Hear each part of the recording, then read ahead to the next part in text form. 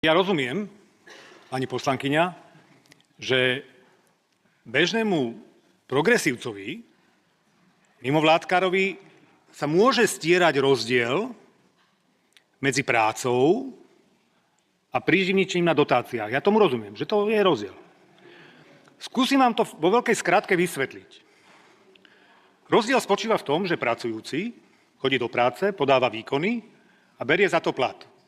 Rozdiel oproti bežne žijúcemu a ešte stále neohrozenému druhu progresívcov, ktorí žijú z dotácií, je, že väčšinou nerobia nič, väčšinou si účtujú náklady aj 3-krát, aby mohli odviesť. Keď im na to prídu, všetkým tvrdia, že žiadna exekúcia nie je. Dokonca mi tu hovorili, veď ono sa to nejako vyrieši, hovoril váš neprítomný pán predseda Progresívneho Slovenska, že veď to sa ešte vyrieši, to ešte až súd rozhodne, no ale exekúcia je end of story, exekúcia je to na konci. Že sa už preukázali a vyčerpali všetky opravné prostriedky a potvrdilo sa definitívne, že teda kradla. Pretože zneužila eurofondy na účely iné, ako to bolo určené. Vedenie vašej strany je týmto samozrejme poznačené. A toto je ten rozdiel, že chodíte do práce, alebo chodíte tam.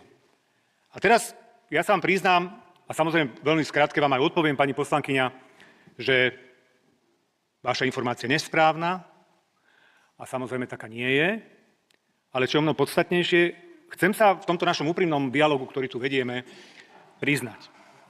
Ja som si včera po vašej tlačovke vstúpil do svedomia a vrátil som svoj meninový darček. Pretože moja mama má 88 rokov a poberá peniaze zo štátneho rozpočtu. A zo svojho dôchodku, ktorý poberá, mi kúpila na meniny kravatu.